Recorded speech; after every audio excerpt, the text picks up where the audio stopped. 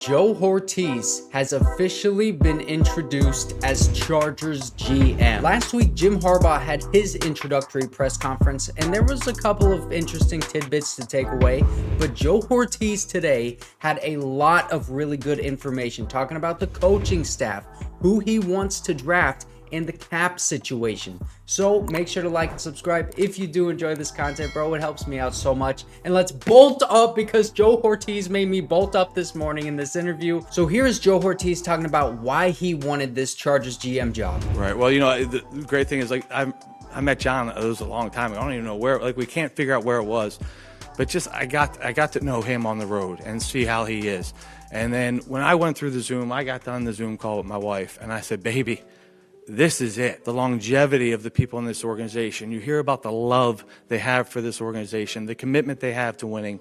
And I mean a commitment to building a consistent winner. You feel it, and you know it's true, and you see it in who they hired. Jim's been on my list. I've had a couple chances elsewhere. He's always been at the top of my list as a guy I wanted to work with. You know, there's a time for the GM to lead, and then there's certainly when we kick it off, that's when the head coach leads, and I'm going to do everything I can to support him and give him everything he needs to win. Our goal is to just build it bigger and stronger, you know, and tougher. We want people to walk in here, teams to walk in this stadium knowing they played us. So he met John Spanos a long time ago when they were both scouts, so he's had ties to this organization for a while.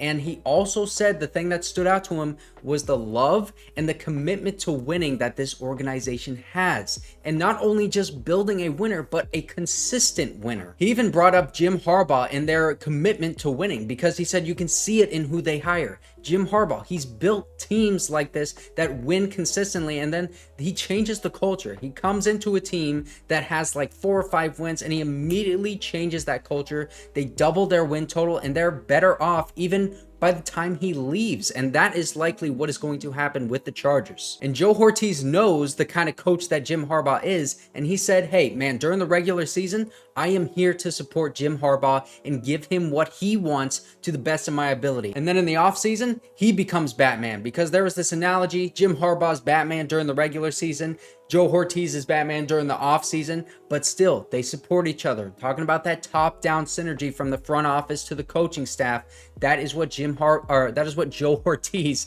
is talking about here. All right, I'm a big fan of comp picks, all right? Number one, let's create that chain. Let's create that cycle of comp picks. How do you do that? You gain as many picks as you can early, and then you draft, develop, and then make smart decisions on who you re-sign. Obviously, you want to extend your core players, but then there's some players we're not going to be able to because of the cap. But you want to create that cycle of comp picks, you know, and you've got to manage your signings in free agency to do that. You know, let's turn that bottom of the roster, all right? Let's turn that practice squad. You know, we want to get better. I'll talk to Jim every morning. That's what we're going to go out there and do. You know, so you do it through free agency. You do it pre-draft, post-draft, and free agency. You do those summer signings, the cap casualties, things to do to protect comp picks, and then really just churn the bottom of the roster. Always looking to get better. Now, this right here is why I freaking love Joe Hortiz and why he was one of my top 3 GM candidates like 2 months ago before the Chargers even started interviewing dudes. He brings that Ravens way of football. And one specific Raven way of football is that cycle of generating comp picks by accumulating a bunch of draft capital and then drafting and developing as many players as you possibly can. But you sacrifice spending big on free agents, not only from your team, but also other teams, just free agency in total, in order to be in favor of the comp pick formula. And he wants to re-sign as many players as he can, but says he knows that you can't re-sign everyone because of the cap and the comp pick system. He then talks about giving Jim Harbaugh whatever player he needs to fill a hole on the roster, and emphasizes the bottom of the roster and even the practice squad, man. He knows that you need depth to be a good football team, and that is something as Chargers fans that we have not seen. We have not seen like a good depth team. We've been very top heavy for years now because of Tom Telesco's draft strategy, and I'm really happy that Joe Hortiz is bringing that same comp pick system from the Ravens to the Chargers. That is one of the main reasons why I really wanted him. Now, here is Joe Hortiz talking about the cap situation that the Chargers are in right now. We're still working on filling out the coaching staff, and and finalizing that and making those hires. So that's our main priority right now, and then we'll make decisions going from there. But certainly there's some work to do, but it's not unattainable. You don't want to hold on to players on the decline or have passed the point of decline. What's the value they bring to the organization, current value, and their future value, and you discuss it. The value they have, the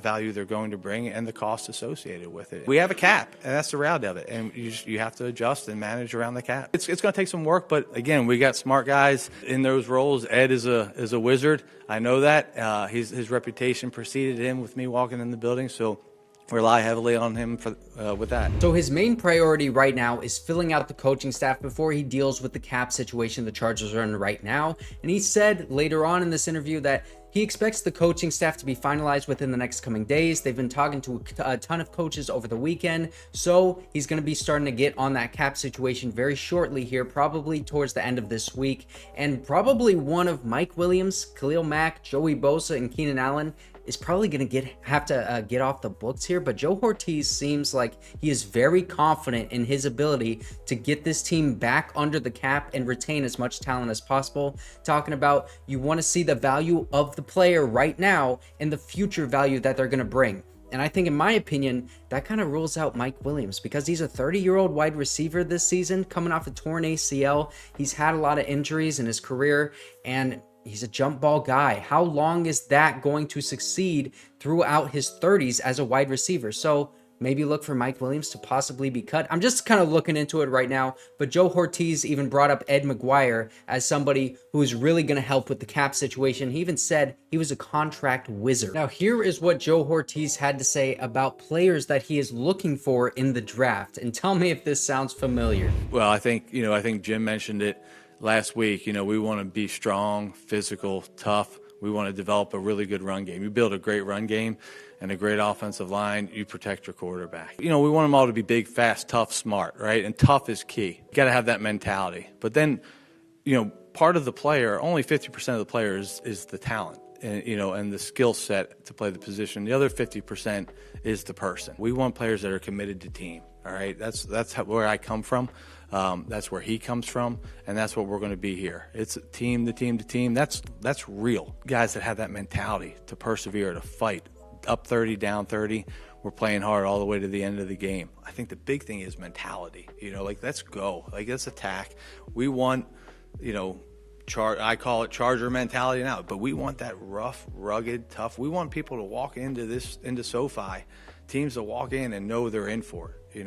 That's what teams knew when they were playing Baltimore, and that's what we're going to try to create here. Strong, tough, physical, build a great running game, a great offensive line, and you protect your quarterback. This is exactly aligned with what Jim Harbaugh was saying, and that's one of the things Joe Hortiz said allowed the Ravens to be so successful, is they had the same vision and they had a constant communication between the GM and the coach, and that allowed them to have as much success as they did because they were always on the same page. Another really interesting thing here is he said 50% of the player is the skill set on the field, and then the other 50% is kind of like their mentality. He brought up the word mentality so much because he wants players that are going to be about the team. The priority is winning the game. And defense specifically, that's where players have that mentality. You need to fill in the gaps. You need to take up blockers so that you can free a man behind you if you're like a 3-technique defensive lineman. These are the kind of guys that he wants to have because of that mentality to win the game over having that personal success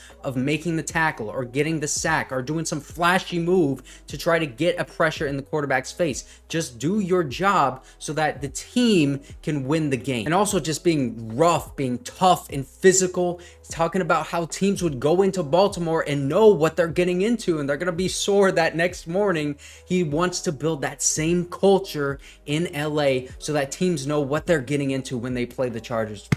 Bro, that made me bolt up. This team has been so soft in terms of, NFL teams. They've not been a very tough and physical team really my entire life. And now we are going to see that. Now, here is Joe Hortiz talking about how active he could possibly be in trading for players. You got to be looking to make the team better. And if we can find a player leading up to the trade deadline that can help the Chargers now and going forward, either way, and that there's different ways you can trade for a player who ends up factoring into the comp formula. Maybe it's a loan, or you can trade for a player that you want to retain. I definitely think it's something that's valuable. Yeah, so we're always going to be looking to make this team better. If that's through trade, that's through trade, as long as it makes sense for the Chargers. So it's interesting to me that he brought up you can trade for a player that's just going to be a loan that you don't have plans to re-sign. You can trade for a player that you see in your long-term future goals. But the most important thing that he brought up is that you need to keep into account that trade could affect the comp pick formula. This guy is always thinking about the compensatory picks, bro. I love that. And I also love that he's talking about being active in the trade market, because Tom Telesco, it seems like he never did like any trades unless he was trading up to draft Melvin Gordon in the first round or Kenneth Murray in the first round. And speaking of trading draft picks, here's what Joe Hortiz had to say about potentially trading down from number 5 overall. I mean, I think those are options that you consider. Certainly you have to have a partner to do something like that. A lot of time to figure that out, and other teams have a lot of time to see if they're interested, but you got to be ready to pick at 5. I know that. Not much to take away from that answer. It was kind of like coaches speak, but he's not shutting it down. But he did say that, you know what, if you want to trade down, somebody needs to be wanting to trade up. So you got to be ready to pick wherever you are, no matter what. And if you didn't see my video yesterday, Jim Harbaugh is starting to fill out his staff, and I'm pretty sure we know who the offensive coordinator is going to be.